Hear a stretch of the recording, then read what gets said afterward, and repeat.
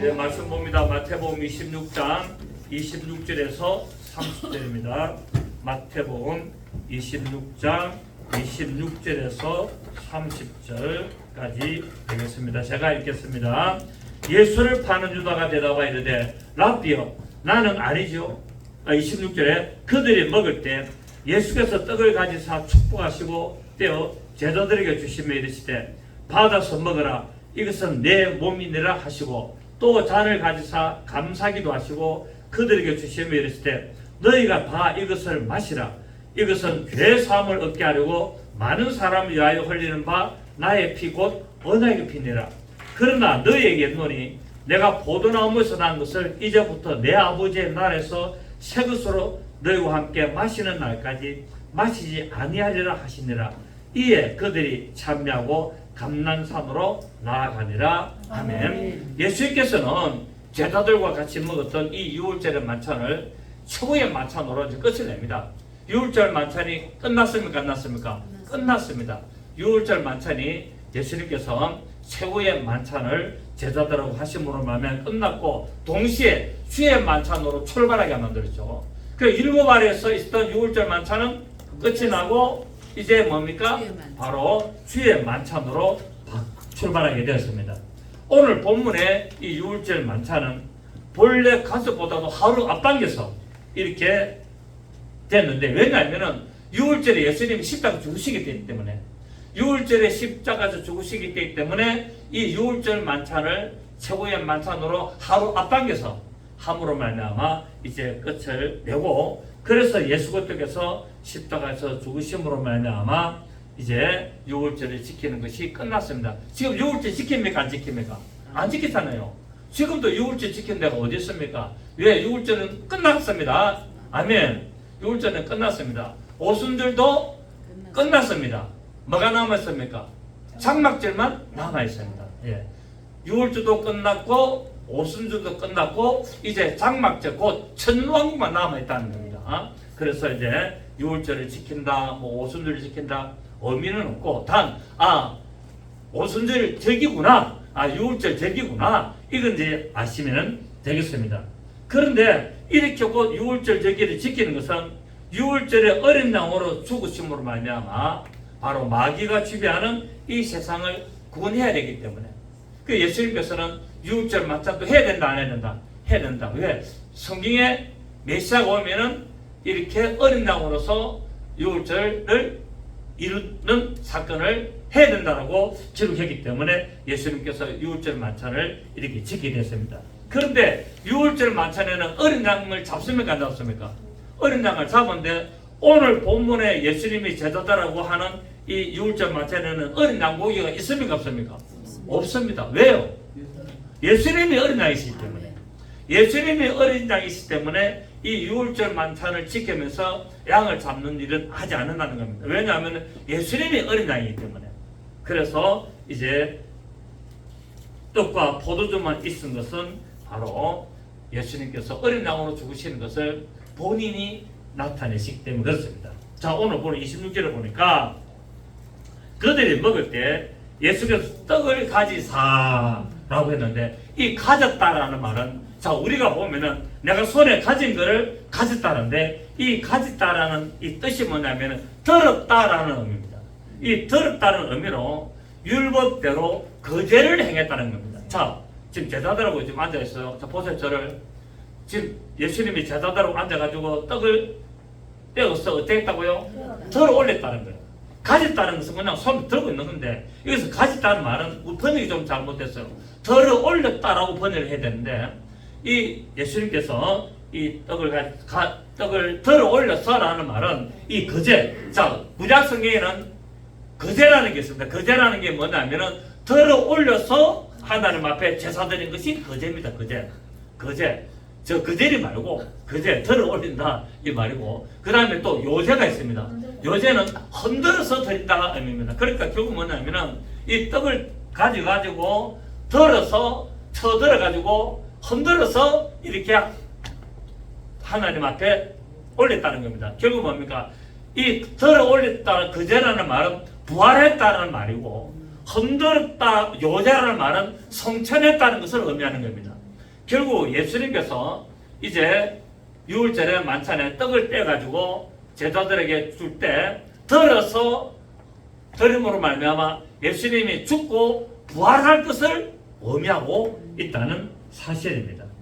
그리고 이제 이 떡은 빵은 떡이 우리나라 성경은 떡으로 번역했는데 본래는 브레드 빵입니다. 빵. 이 빵인데 이 빵은 바로 무교병. 무교병이라는 것이 뭐라고요? 누룩이 전혀 들어가지 않는 바로 그 빵인데 예수 그리스도의 몸을 상징했다는 거예요. 왜 무교병이냐? 누룩이 안 들어갔느냐? 누룩은 죄를 상징하거든요. 그 예수님은 죄를 알지도 못하시고 죄를 짓지도 않으시는 분이기 때문에 반드시 이 유월절 만찬에는 무교병 또 누룩이 들어가지 않는 빵을 이렇게 하게 됩니다. 또 이 유월절 만찬에 사용되는 떡과 포도에 대해서는 여러 가지 이렇게 설이 있습니다. 자, 지금도 각 이 기독교 안에는 종파에는 만찬, 주의 만찬 합니까 안 합니까? 하는데 어디서 합니까? 가톨릭에서도 하고 그 다음에 동방교회, 러시아 정교회 동방교회에서도 하고 있고 그 다음에 우리 개신교에서도 하고 있습니다. 자, 가톨릭에서는 뭐라고 하냐면은 화채설이라고 합니다. 화채설. 화채설이라는 것은 뭐냐면은 바로 이것은 내 몸이니라는 예수님의 말씀을 문자적으로 받아들여가지고 사제가 이렇게 말하는 순간에 성장식을 할 때 이렇게 말하는 순간에 떡과 포도주가 예수 그리스도의 몸과 피로 바뀌어버린다라고 이렇게 주장하는 것이 화채설, 변하는 채. 그러니까 변하는 떡과 빵과 이 포도주가 인간이 만드는 빵과 인간이 담그는 포도주가 제사장이 신부가 이렇게 예배할 때 이 집전할 때 이것은 예수님의 몸입니다. 이것은 예수님의 피입니다라고 말하는 순간에 즉각적으로 예수님의 피가 되고 예수님의 몸이 됐다라고 주장하는 게 화채설인데 예수님은 수만 번도 더 죽었겠다. 말할 때마다 예수님이 죽어가지고 몸 떼대고 찢어대고 피 흘려대고 그런 법이 있습니까 없습니까? 없습니다. 그래가지고 이제 교인들한테 이 빵을 주는데 빵도 주됩니까? 딱딱한 그 동그란 동전 500원짜리만한 그걸 갖다가 입을 벌리면은 거기 혓바닥에 딱 얹어주죠. 그런데 문제는 포도주는 안 줍니다. 포도주는 로마 가톨릭에는 성찬식 할 때 포도주 줍니까 안 줍니까? 안 줍니다. 포도주는 신부들만 마십니다. 교인들은 포도주를 먹을 자격이 없고 신부만 예수님의 피를 받아 먹을 자격이 있다 해서 포도주를 마시는 거예요. 이 완전 계급주의잖아요.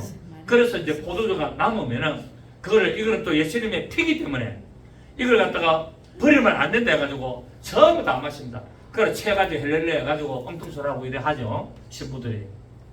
그래서 신부들은 뭡니까? 담배 피우고 술 마시고 다 합니다. 신부들은 결혼만 안 하지 담배 피우고 술 마시고 다 해요. 근데 또 뒤에서는 또 이 수녀들하고 짝짝꿍 해가지고 다 간음하고 다 합니다. 다 그렇게 해요. 자, 그래서 화채설이 있고 그 다음에 공제설이라고 있는데 이 공제설은 누가 주장했냐면 마르틴 루터가 이 주장을 했는데 화채설은 틀렸다라고 주장하면서 뭐라 했냐면 떡과 포도주는 그대로인데 단 여기서 이 예배 때 이렇게 하면은 그리스도의 인격이 임한다라고 주장합니다. 일부는 일리가 있어요. 그리스도의 인격이 임해가지고 그래서 우리가 성찬식 할 때 예수님의 인격이 우리에게 들어온다라고 주장하는데 이것도 좀 문제가 있습니다. 그리고 지금 우리가 하는 이 성찬식은 기념설입니다. 자, 가톨릭은 무슨 설? 화채설. 그 다음에 동방교회나 이런 루터교 지금 있을 게 없습니까? 루터교에서는 무슨 제 공제설. 그 다음에 우리 이제 계획주의. 우리 개신주의는 무슨 주의? 계획주의. 칼빈주의, 계획주의라 그러잖아요. 이 계획주의는 이 기념설을 하는데 이 기념설은 바로 칼빈이 말을 했습니다. 떡과 포도주는 그냥 떡과 포도주를 따릅니다. 그리고 예수 그리스도의 몸과 피에 대한 하나의 상징을 따릅니다.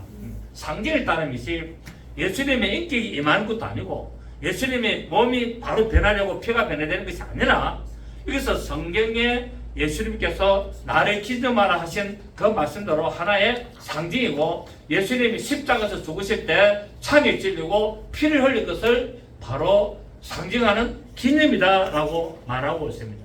그래서 원고 보시면 고린도전서 11장 24절에 고린도전서 봅니다. 고린도전서 11장 24절을 보시면 23절에 내가 너희에게 전한 것은 주께 받은 것이니 곧 주 예수께서 잡히시던 밤에 떡을 가지사 시작 축사하시고 떼어 이르시되 이것은 너희를 위하는 내 몸이니 이것을 행하여 나를 기념하라 했다. 기념하라.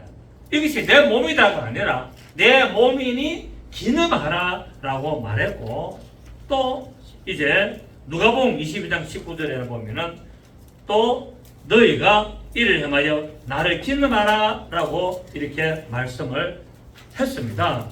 그래서 이것은 바로 예수님의 몸과 피가 되는 것이 아니라 예수님의 십자가 사건을 말하는 것이다? 기념하는 것이다 라고 우리가 알면 되겠습니다.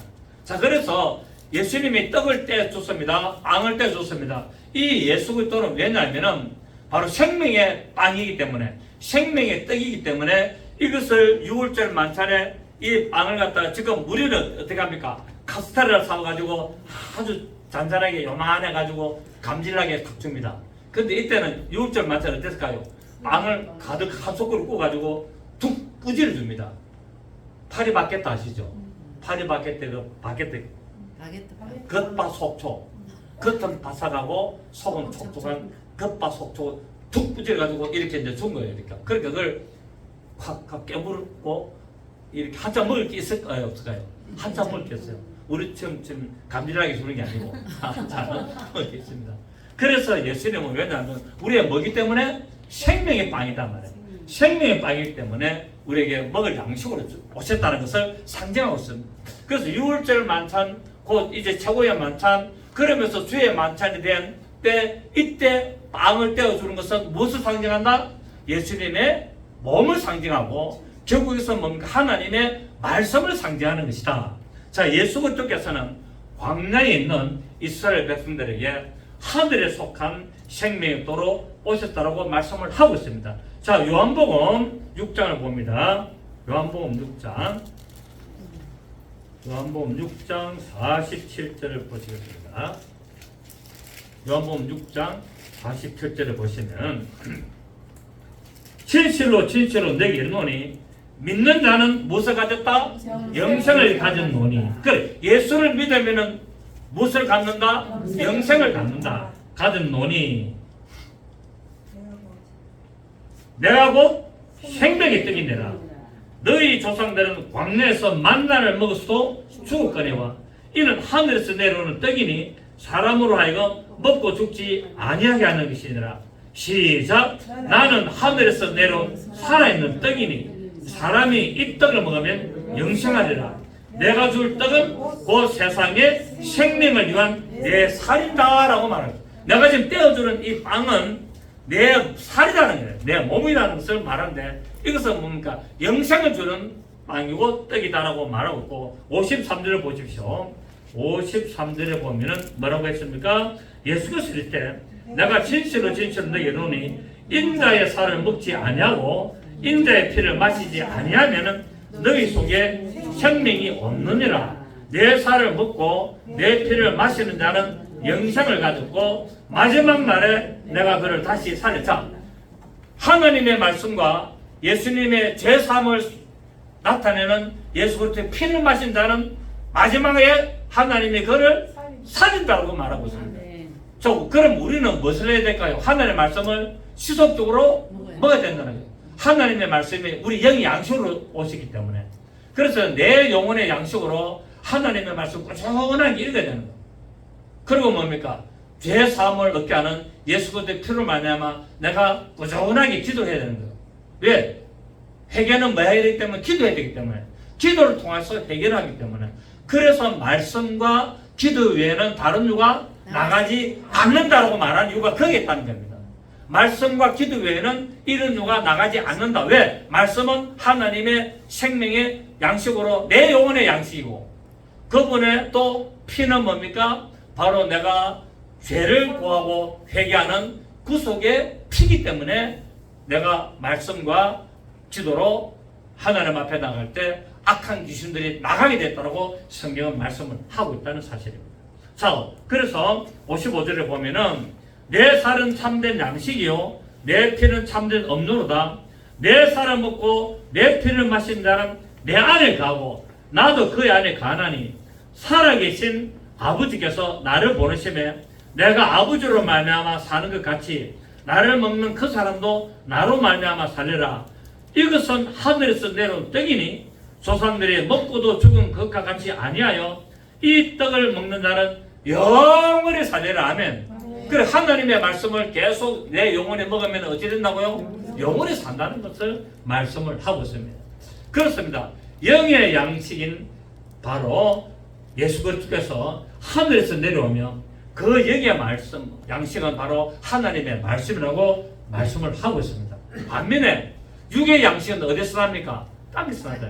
영의 양식은 어디서 난다? 영의 양식은 하늘에서 내려오고 우리 육체의 양식은 땅에서 납니다. 왜? 육은 흙으로 지어지기 때문에. 육체는 흙으로 지어지기 때문에 반드시 흙에서 나는 것을 먹어야 됩니다. 여러분 우리 육체가 흙으로 지어졌는데 계속 흙에서 나는 걸 먹지 안 하고 위에서 내려온 것만 계속 먹으면 죽어요, 살아요? 죽습니다. 여러분이 땅에서 나는 음식을 안 먹고 하나님의 말씀은 주구장창 1년간 계속 보시죠. 죽습니다. 죽어야 죽어요. 육은 죽어요. 근데 영은 어찌 돼요? 살아요. 왜? 영은 하늘에서 내는 양식을 먹어야 되기 때문에. 그렇게 영은 영과 혼과 육이 있는데 이 육체는 흙으로 만들어지기 때문에 반드시 흙에서 나는 것을 먹어야 돼. 소도 어디서 났습니까? 흙에서 났어요. 돼지 삼겹살도 어디서 났어요? 흙에서 났습니다. 오리도, 흙에서 상추도, 마늘도, 쌀도, 밀가루, 빵도 전부 다 흙에서 났어요. 그 우리는 흙에서 만들어지기 때문에 반드시 흙에서 나는 것을 먹어야 돼. 물도 마셔야 되고 다 그래. 그래야만이 우리 육체가 살아요. 하나님의 말씀을 전혀 안 읽고 예수도 안 믿어. 그래도 흙에서 나는 것만 잘 먹어주면 어째 삽니까? 건강하게 살고 포동포동 살찌고요. 얼굴에 윤택이 잘 흐르고요. 상태도 괜찮습니다. 보기도 좋고 아주 괜찮아요. 그런데 영혼은 뭡니까? 영혼은 죽는 거예요. 영혼은 죽는 거예요. 그러니까 육체는 흙에서 나는 것을 먹어야만이 살고 혼은 뭐냐면은 지식과 감정과 의지이기 때문에 무엇을 먹어야 되느냐? 문화와 문명을 먹어줘야 돼요. 혼이 문화와 문명을 안 먹어주면 뭐가 됩니까? 무식한 인간이 되는 거예요. 그래서 휴대폰이 나왔는데도 휴대폰을 나는 사질 안 하고 컴퓨터가 나오는데도 나는 컴퓨터 필요 없다고 안 하면은 그 사람은 뭡니까? 혼적으로 시대를 뒤떨어가는 문명에 뒤떨어진 무식한 인간이라는 거예요. 그러니까 제 친구 목사가 있는데 이 사람은 휴대폰도 안 삽니다. 그래서 휴대폰도 안 사고 이날까지 평생 휴대폰 한 번도 산 적이 없어. 그 휴대폰 없어. 저도 살 줄은 몰라. 왜 안 샀기 때문에.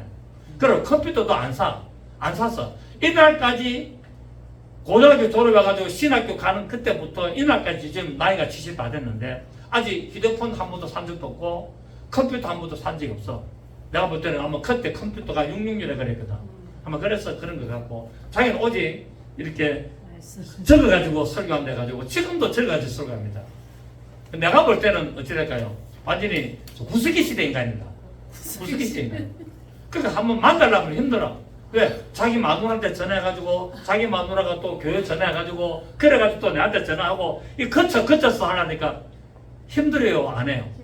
휴대폰 보고 바로 전화해가지고 뭐 약속 있나 없나 정심한 거를 저녁한 거를 할까 이래 되는데 거쳐서 해가지고 또 자기 또 사모하고 또 언론해가지고 또 날짜 잡아가지고 또 거쳐서 한 번 만나려면요 피곤합니다. 이게. 그러니까 만나집니까 안 만나집니까? 안 만나집니다. 만나져도 안 만나 싫어. 안 만나죠. 거쳐 이게 할 일이에요. 그러니까 지금 이 시대에 휴대폰을 사용을 안 한다. 이 시대에 지금 저는요 컴퓨터 없으면 설교 준비를 못해요. 모든 설교 준비를 컴퓨터로 다 합니다. 다다다다 워드 다다닥 쳐가지고 쫙 원고 보니까 잘 만들었죠. 제가 다 그렇게 만들고, 제 설교는 어디 뺏기고 이런 게 없습니다. 독창도 다 만들어내고, 그렇게 여러분한테 원고를 주는 거예요. 떳떳하게. 모든 설교는 제가 컴퓨터 없으면 아무것도 못해요. 저는 텔레비를 안 봅니다. 텔레비를 안 보는 대신에 컴퓨터에 있는 유튜브를 봅니다. 왜? 요새 컴퓨터 보는 사람이, 요새 TV 보는 사람이 얼마나 있을까요? 연세들은 분들만 TV 보지, 2030 시대는 TV 안 봅니다, 여러분. 안 본다니까. 그래서 윤석열 정부가 KBS 수신료를 전기요금하고 분리하자라고 이야기하는 거예요. 그래서 왜 그 전기요금하고 그 TV 수신료하고 왜 연결시키는데? 당연히 없애야지. 저도 지금 TV 안 본 지가 한 5년, 6년 정도, 한 6년 정도 TV 안 본 지 그랬어요. 뭐 봅니까? 유튜브 봅니다. 유튜브 보면 더 상세하게 뉴스도 온갖 뉴스 다 보고 뭐 하던 그 이야기가 일부러 많이 갔습니다만, 어쨌든 우리 인간은 영과 혼과 육으로 만들기 때문에 육은 반드시 혈액에서 나는 것을 먹어줘야 되고, 혼은 문화와 문명, 지식과 감정과 의지를 먹어줘야 돼. 그 책도 많이 읽어야 되고, 그래야 무슨 사람이 된다? 유식한 사람이 되는 거라. 근데 영은 뭡니까? 영은 하나님의 말씀을 먹는 기능이 영이에요. 영에다가 혼을 넣으면 어떡합니까? 영에다가 이 책을 내가 일반 책을 읽으면 관계 있습니까? 없습니까? 관계 없어요. 영은 오로지 하나님과 교통하는 기능이 영이에요. 내 영은 하나님과 교통하는 기능이 영이란 말이에요. 그래서 우리 내 영의 양식은 하나님의 말씀을 계속 해야 돼. 내가 하루 3끼를 먹든지 하루 2끼를 먹든지 내 영은 하나님의 말씀을 매일 먹어야 됩니다. 아멘. 그래서 말씀을 읽어라 그러는 거예요. 그리고 구속의 피, 내 죄사함을 이루어주는 피는 뭐로 말미암아? 기도로 말미암아 회개하기 때문에 기도를 매일 해라라고 이야기를 한 겁니다. 그래서 말씀과 기도 외에는 이런 귀신이 나가지 않는다고 예수님께서 말씀을 하셨습니다. 여러분, 마귀가 지배하는 이 세상은 예수 그리스도의 몸된 교회를 파괴를 하려고 모든 수단을 다 동원해서 육체의 즐거움을 만족하게 하고 혼의 지적으로 지식으로 충만하게 만들어서 하나님이 없다 하려고 하고 있다는 사실입니다. 그런데 우리에게 하나님은 영이라는 고유 기능을 딱 주셨다는 거예요. 그래서 하나님을 찾는 자는 뭐가 살아난다? 죽었던 영이 살아나고 깨어나서 그때부터 하나님의 말씀이 그 영에 들어가니 그 영이 우리 육체가 죽어도 영원히 살리라는 오늘 이 말씀을 우리가 알 수가 있습니다. 자, 그런데 이 구약 성경에 보면은 예수님이 이 땅에 오시는 것을 상징한 만나가 언제 내렸냐? 밤에 내렸다고 말하고 있습니다. 민수기 11장 9절을 보면은 밤에 이슬이 진에 내릴 때 만나도 같이 내렸다고 했습니다. 이것은 뭐냐면은 예수님께서 이 세상에 올 때 가장 영적으로 어두울 때 온다는 사실입니다. 그래서 구약 보면은 말라기 성경 이후로 예수님 오실 때까지 몇 년 걸립니까? 약 400년이 돼요. 400년. 약 400년이라는 이 암흑시대가 있는 겁니다. 여러분, 400년 동안 하나님과 교통이 끊어진 거예요. 왜? 타락했기 때문에. 그래서 이 400년이 지나고 나서 예수님이 드디어 오시는데, 이때가 언제냐면은 영적으로 가장 어두울 때 오셨다는 거예요. 로마가 세계를 지배하고 300년이 지난, 로마가 세계를 지배해가지고 300년이 지난 영적으로 가장 어둡고 이 세상이 완전히 타락할 대로 타락하고, 완전히 로마는 그 모욕탕, 그 모욕 문화 때문에 성 문화가 뭡니까? 극도로 타락하기 때문에 완전히 인간이 타락을 했던 그 시점에 예수님이 오시게 됩니다. 이것을 예수님이 바로 만나가 밤에 이슬과 함께 내린 것을 이루시려고 밤에 오셔서 영적으로 어두워진 이 세상에 생명의 빛으로 오셨다고 말씀을 하고 있습니다. 자, 요한복음 찾아놨으니까 8장 12절, 요한복음 8장 12절, 요한복음 8장 12절 보시면, 자, 시작. 예수께서 또 말씀하여 이르시되 나는 세상의 빛이니 나를 따르는 자는 어둠에 다니지 아니하고 생명의 빛을 얻으리라. 지금 예수님 오실 때가 이 세상이 어떻다고요? 어두운데. 어두울 때 내가 뭐로 왔다? 생명의 빛으로 왔기 때문에 나를 따르면은 어두움에 속하지 아니한다라고 말씀을 하고 있습니다. 자, 또 요한복음 9장 5절 봅니다. 요한복음 9장 5절을 보시면 시작. 내가 세상에 있는 동안에는 세상의 빛이로다 라고 말합니다. 4절에 보시면 뭐랬습니까? 때가 아직 낮임에 나를 보내신 이의 일을 우리가 하리하리라. 밤이 오리니 그때는 아무도 일할 수 없는, 영적으로 어두운 밤이 들어오면 아무도 일할 수 없다. 그러니까 우리 삶에도, 우리에도 영적으로 어두운 밤이 옵니까 안 옵니까? 옵니다. 올 때 깨어있어서 정신을 차리지 않으면 밤에 어둠에 속한 자가 되어서 아무도 할 수 없을 때 본다는 거예요. 그래서 여러분 늘 그래서 성경은 뭐랬습니까? 늘 깨어있어. 왜? 세상이 악하네. 세월을 아껴라. 세월을 아껴라. 때가 악하네. 그래서 늘 깨어있어라. 그리고 예수 계속 성경은 늘 깨어있어라. 세상이 악하다. 세상이 어둠일 때다. 영적으로 타락했다. 어둡다. 이거를 성경은 계속 강조하고 있다는 거예요. 그런데 사람들은 무감각한 거 무감각. 당연히 그렇지 그래 목사님은 설교 그래 하는 거야. 성경에는 그렇게 되어 있는 거야. 근데 세상은 갈수록 좋아지고 있어. 미안하지만은 세상이 갈수록 좋아집니까? 세상은 점점 악해집니까? 세상은 점점 악해집니다. 아무리 문화와 문명이 발전하고 의학이 발전해도 세상은 계속 어둠이에요. 세상은 계속 타락하고 세상은 계속 악해지고 있다는 사실. 그 지금 애들 보십시오. 애들 얼마나 악합니까 지금. 우리가 태어나가지고 자랄 때 그런 수준이 아니에요 지금. 어른들 뺨칩니다. 어른들 뺨쳐. 그렇습니다. 만나 되시는 예수 그리스도께서 하늘의 감추인 만나로 앞으로 믿음으로 이기는 자들에게 영원한 생명을 주실 겁니다. 자, 예수님이 성천해가지고 하늘에 가셨어. 이거를 뭐라 그러냐? 하늘에 감춰놨다고 말합니다. 자, 만나는 누구다? 만나는 예수 그리스도이시고 또 하나님의 말씀인데 계시록에 보면은 이 만나를 하늘에 감춰놨다고 말합니다. 계시록 2장 갑니다. 계시록 2장 17절. 요한계시록 2장 17절. 귀 있는 자는 성리 교들에게 하시는 말씀을 들을지어다.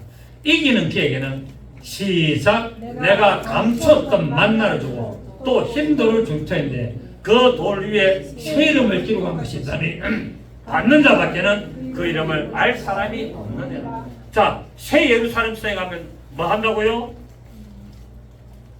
감췄던 만나를 먹게 된다는 거예요. 감췄던 만나. 근데 만나면 만나지 왜 감췄느냐?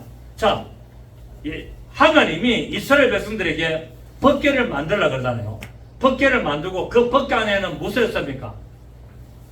두 돌판, 십계명이 새겨진 두 돌판하고 그 다음에 뭐를 했습니까?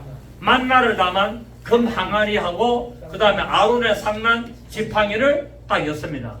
그런데 이 역대하 9장 10절에 보면은 없어졌다고 이야기하고 있습니다. 자, 역대하 9장 10절 보면은 역대하 9장 10절 맞을 것 같는데 아닌데 9장 4절 역대하 역대상 9장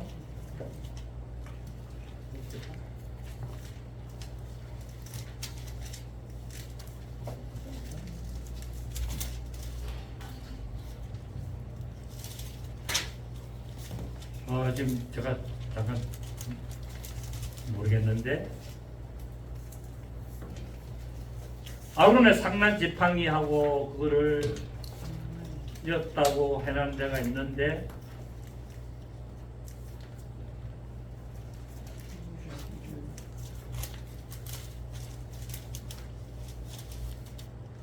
(5장) 5장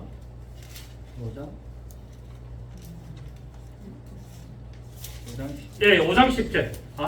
5장. 역대하 5장 10절. 9장이 아니라. 죄송합니다. 히브리서 9장 4절이다. 그러니까. 자, 일단 역대하 5장 10절. 9절부터 보시면은 그 채가 길어서 교회에서 나오므로 그 끝이 본전 앞에서 보이나 밖에서는 보이지 아니하며 그 궤가 오늘까지 그곳에 있으며 이 법궤 궤 안에는 두 돌판 외에 아무것도 없으니 이것은 이스라엘 자손이 애굽에서 나온 후 여호와께서 그들과 언약을 세우실 때 모세가 호렙에서 그 안에 넣은 것이라. 자, 이 법궤 안에는 본래 뭐가 들어갑니까? 두 돌판하고 만나를 담은 금 항아리하고 이제 아론의 상내 지팡이였는데 이것을 500년이 지나고 난 후에 이걸 보니까 그 안에는 두 돌판 외에 이 법궤 십계명이 새겨진 이 돌판 외에 두 돌판 외에 만나를 담은 금 항아리하고 아론의 상내 지팡이는 없다라고 했는데 법궤 안에를 볼 수 있습니까 없습니까? 본래는 볼 수 없습니다. 그런데 이 법궤 안에를 봤다는 거야. 왜냐하면 이 블레셋 군대에게 블레셋에게 빼앗겼던 법궤가 돌아오지 않습니까? 베스메스에서 돌아옵니다. 돌아와가지고 이제 솔로몬이 성전을 건축하고 거기 안치하는 그때에 아마 이것을 보았던 것 같습니다. 이제 새롭게 왔기 때문에 뭐가 없어졌는가 하고 보니까 없어졌어요. 없었어요. 근데 본래는 이 법궤 안에 이 세 개가 다 들어가야 됩니까? 안 들어가야 됩니까? 네. 자, 히브리서 9장 4절. 히브리서 9장 4절을 보시면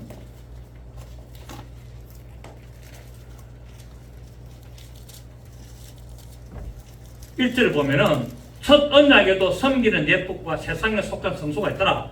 예비한 첫 장만 있고 그 안에 등잔대와 상과 진설병이 있으니 이는 성소라 이끌고 또 둘째 회장 뒤에 있는 장막을 시승소라 이끌나니 시작 금향로와 사면을 금으로 산 언약궤가 있고 그 안에 만나를 담은 금 항아리와 아론의 상내 지팡이와 언약의 돌판들이 있고 그 위에 속죄소를 듣는 영광의 그릇들이 있으니 이것들에 관해는 이제 낱낱이 말할 수 없느라. 자, 성령님께서는 뭐라고 하냐면은 이 법궤 안에는 본래 두 돌판과 만나를 담은 금 항아리와 아론의 상내 지팡이가 있었다고 이야기합니다.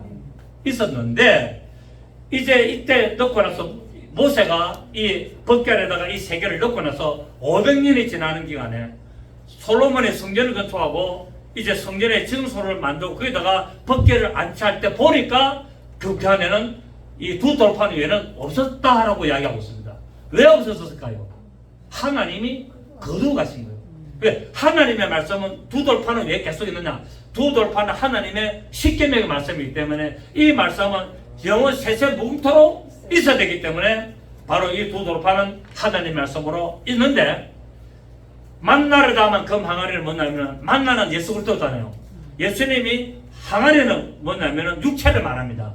만나 되시는 예수님이 우리의 생명의 양식 되시는 예수님이 금 항아리라는 이 육체 안에 오셨다는 것을 말한다는 거예요. 우리의 육체는 흙으로 만들어지기 때문에 우리는 질그릇이고 예수님은 뭡니까? 금그릇이라는 거예요. 그래서 금 항아리 안에다가 그분의 생명의 양식 만나를 두고 하기 때문에 이것을 어떻게 됐냐? 하나님이 거두어 가신 거예요. 그래서 감췄던 만나입니다. 하늘. 자, 만나가 계속 있습니까? 안 있습니까? 어디 있습니까? 하늘에 감춰놓은 거예요. 그래서 법궤 안에 있는 이 만나를 담은 금 항아리를 하나님이 가져가신 거예요. 하나님은 어떤 분이다? 전지전능하신 분이고 하나님은 못 이루실 것이 없는 분이죠. 자, 그리고 아론의 상내 지팡이는 또 왜 없어졌느냐?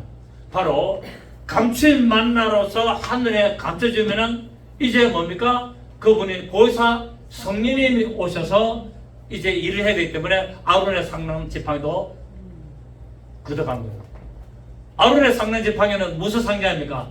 보혜사 성령을 상징하죠.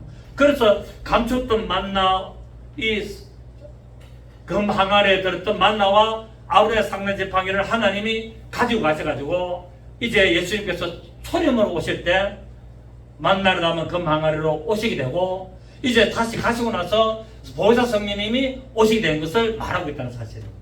그래서 법궤 안에는 두 돌판, 하나님의 말씀은 영원토록 존재하지만은 바로 예수 그리스도를 상징하는 이 육체로 오신 예수 그리스도를 상징하는 만나를 담은 금 항아리는 하늘에 갔고 성령으로 오셔야 될 예수 그리스도를 상징하는 아론의 상내 지팡이도 하늘에 올라가서 차례차례로 내려오시는 것을 볼 수가 있습니다. 아멘입니까? 그래서 역대 5장 10절에는 이 안에 없었다라는 것이 이제 나타났고, 왜? 예수님이 육체로 오셔야 되기 때문에, 또 성령으로 오셔야 되기 때문에 하나님 거두고 가신 거예요. 그래서 법궤 안에 묻은 겁니다. 처음에 모세에게 줄 때는 이것이 있어야 될 것을 다 말씀하시죠. 그래서 지금 학자들은 뭐라고 하냐면 500년이 지나는 세월이 흐르는 동안에 여러 가지 전쟁이 있고 하는 반에 잃어버릴 수도 있다고 이야기하는데, 이 너무 인간적인 해석을 한다고 해요. 지금 모든 성경학자들은 그런 이야기를 하고 있어요. 또 일부는 뭡니까? 일부는 본래 법궤 안에는 두 돌판뿐이었고 아론의 상난 지팡이와 만나러 나오는 그 방 안에는 바로 여호와 궤 앞에 있었다라고 이렇게 출애굽기도 이야기하고 있거든요.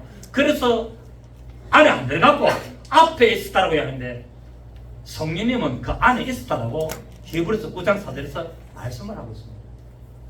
그래서 이 만나는 밤에 내린 것처럼 예수님은 가장 영적으로 어두울 때 오시고 그분이 죽으시고 부활하심으로 말미암아 감췄던 만나로서 하늘에 계시고, 이제 아론의 상난 지팡이 되시는 바로 성령님께서 오셔서 우리와 함께하고 있다는 사실을 알 수가 있습니다.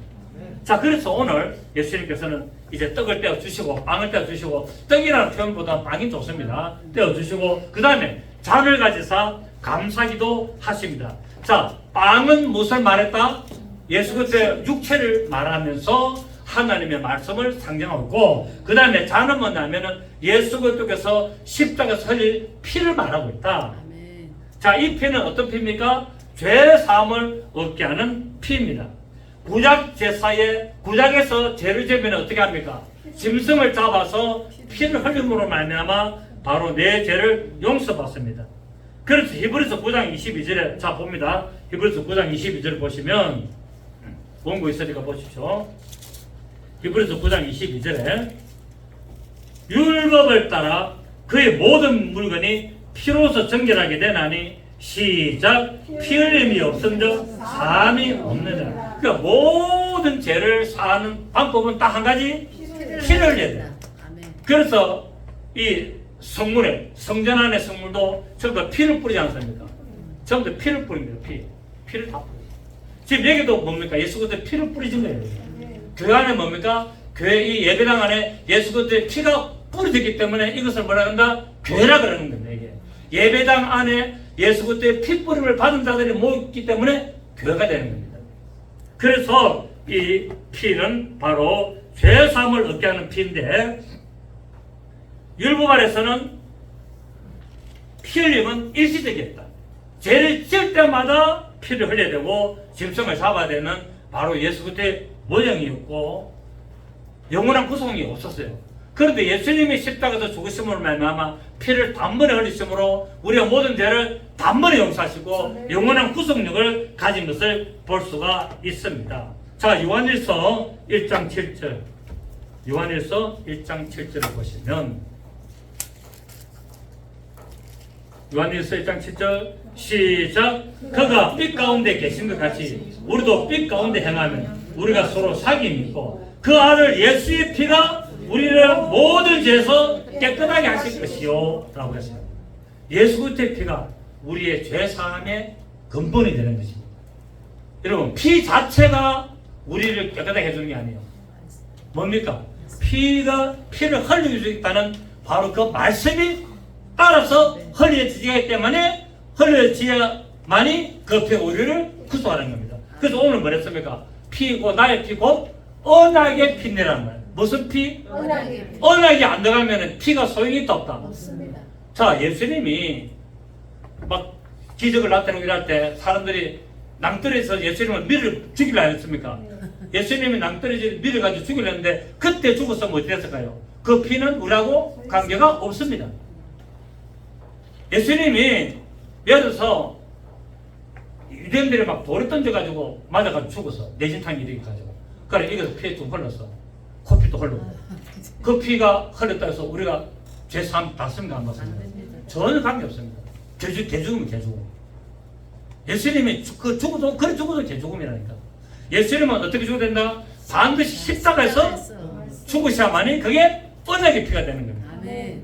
예수님이 딴 데서 죽으시면 그 흘리는 피는 우리하고 관계가 있다 없다? 없습니다. 예수님은 칼싸움하다가 로마 군병하고 칼싸움 하다가 목에 찔려가 피 흘려 죽어서 아무 관계 없어 우리하고. 예수님은 반드시 십자가에서 피를 흘려야 돼. 그래서 베드로전서 2장 4절에 나무에 달린 자마다 저주받은 자라고 이야기하고 바로 다 그 나무에 달려야만이 된다라고 계속 성경 말하고 있어요. 그 예수님은 십자가에서 반드시 구약의 시편의 예언대로 그분의 옆구리에 창이 찔려가지고 그 옆구리에서 나온 피를 우리가 받아야만이 우리를 구원하는 피라고 말하고 있어요. 아멘. 예수님의 피는 목에서 나와야 된다, 옆구리에서 나와야 된다. 옆구리에서. 옆구리에서 나와야 돼. 누가 찔러야 된다? 로마 군병이 찔러야 된다. 로마 군병이 창이 찌른 것은 모세의 지팡이를 상징한다. 그러니까 모세의 지팡이를 상징하는 로마의 군병이 찌른 창에 의해서 옆구리가 터져서 피가 나야 된다. 왜? 목에 찔리면 안 됩니다. 옆구리가 찔려야 된다고 성경 말하고 있어요. 아멘. 아담의 옆구리를 하나님이 찢어서 거기 옆구리에서 뭘 냅니까? 갈빗대를 내어서 하와를 만들거든요. 그래서 이 아담은 첫째 아담의 죽음은 둘째 아담 예수 그리스도의 상징입니다. 예표. 그래서 첫째 아담의 옆구리에서 갈빗대를 떼는 것은 예수 그리스도의 십자가에서 창에 옆구리에다가 창을 때려서 그분의 물과 피를 받아내서 교회라는 우리 하와가 나온 거예요. 아멘. 예수님은 누구 때문에 죽습니까? 하와 때문에 죽잖아요. 우리가 뭡니까? 우리가 하와래요. 어린 양의 신부 하와. 예수님의 신부 하와라. 아담의 아내 된 하와라. 그래서 예수님이 아담이 하와가 범죄했을 때는 이름을 안 붙여줬는데 범죄하고 나서는 이름을 뭐라고 부릅니까? 하와라고 불러준 거예요. 하와 뜻이 뭡니까? 생명. 자기 남편을 선악을 알게 나무 실과를 먹어서 죽게 만들었는데 아담이 그때 뭐라 하냐면은 너의 이름은 생명이다라고 하와라 이름을 지어줍니다. 그 이전에 이름을 안 지어줬어요. 자기야 했겠죠. 어이 봐라. 경상도 사람은 봐라 어이 하고 또 뭐 사랑하는 짝꿍들은 자기야 여보 당신 뽕뽕뽕 이렇게 했겠지. 근데 아담은 하와한테 이름을 안 붙여줬어요. 언제 붙였다고요? 선악과를 알게 먹도록 만들고 나서 아담이 죽게 됐을 때 비로소 아담이 하와 보고 너의 이름은 당신의 이름은 하와다. 왜? 생명이다. 왜? 내 몸에서 나온 생명이다. 그래서 하와라는 이름이 이브라는 이름이 붙여진 거예요. 그래서 예수님은 반드시 어떻게 죽어야 된다? 십자가에 달려서 옆구리에 창이 찔려서 물과 피가 나와야 되는 것을 창세기 아담 하와로부터 시작이 되는 겁니다. 아멘. 다 하와. 다 그래 해놨어요. 그래서 반드시 옆구리에 찔려야 돼요. 그래서 예수님의 십자가에 달린 나무, 우드, 터리가 아니에요. 우드예요. 그래서 우리가 계시록 22장에 가면은 우리가 저 새 예루살렘성에 가면은 강좌호에 뭐가 있다? 생명나무가 있는데 이 생명나무에 실가 먹는데 이 강좌호에 있는 생명나무는 털이 살아있는 털이 나무가 아니라 죽었던 우드라는 나무예요. 그 우드라는 나무 십자가에서 생명이 열리는 것을 말하고 있다는 거예요. 그래서 마태복음부터 계시록까지 십자가를 말하는 나무 전부 다 뭡니까? 전부 다 바로 우드를 말하고 있습니다. 죽은 나무. 살아있는 털이 나무를 잘라서 모양을 만들었던 이 십자가를 우드라 그래요. 우드라는 안에는 십자가는 다 말이 번역이 되어 있습니다. 우드라는 거. 우리 우드라는 말은 뭡니까? 목재입니다. 목재. 털이는 나무예요. 크리스마스 트리 이런 것처럼 털이는 살아있는 나무인데 우드는 살아있는 나무를 잘라가지고 만들어낸 목재라는 의미입니다. 근데 십자가는 전부 다 뭡니까? 전부 다 목재예요. 그리고 생명나무도 뭐라고요? 털이가 아니라 목재예요. 델드론이라는 말이에요. 그래서 우리가 저 새 예루살렘성에 가면은 생명나무, 생명수 강에 가는데 생명수 강에 가면은 쫙 나무가 있어. 그 나무가 전부 다 뭐라고요? 살아있는 나무가 아니라 예수님이 십자가에 달린 나무입니다. 그게 나무에 뭐가 있다고요? 각종 열매가 열린다는 거예요. 우리가 그 열매를 먹는 겁니다. 아멘. 아멘입니까? 성경은 다, 그 성경은 창세기 첫사람 아담과 하와부터 예수님이 어떻게 죽어야 될 것을 다 기록해가지고 마지막에 계시록에 완성을 다 시켰는 거예요. 생명나무에서. 아멘입니까? 그게 성경은 정확하다니까. 하나님은 1.1도 틀림이 없다니까요. 그래서 이 피도 그냥 피가 아니라 무슨 피? 언약의 피가 됩니다.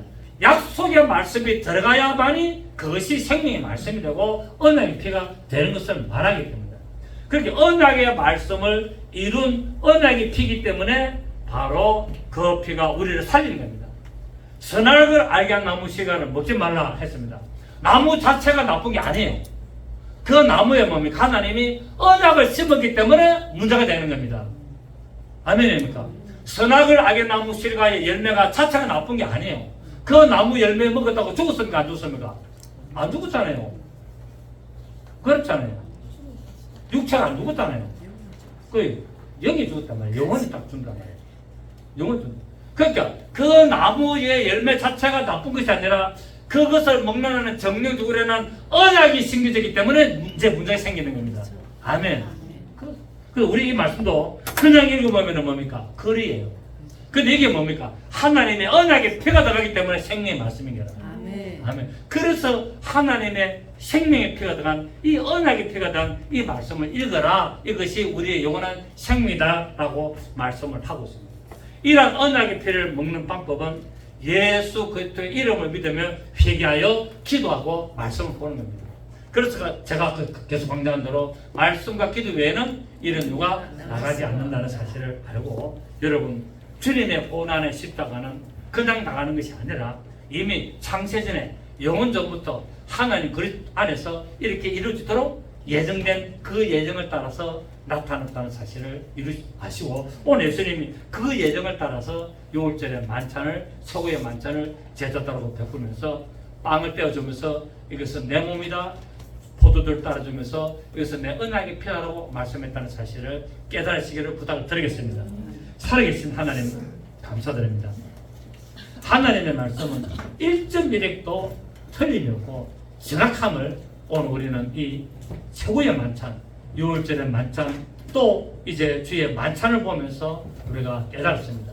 우리 하나님의 생명의 말씀 늘 영의 양식으로 우리가 먹게 하시고 살아갈 수 있도록 인도하시고, 또 우리 주 예수 그리스도의 그 십자가 흘린 피로 말미암아 늘 회개하고 하나님 앞에 죄사함을 얻고 하나님 앞에 정결한 신부된 자로 올바로 갈도록 인도하시고 역사하여 주시옵소서.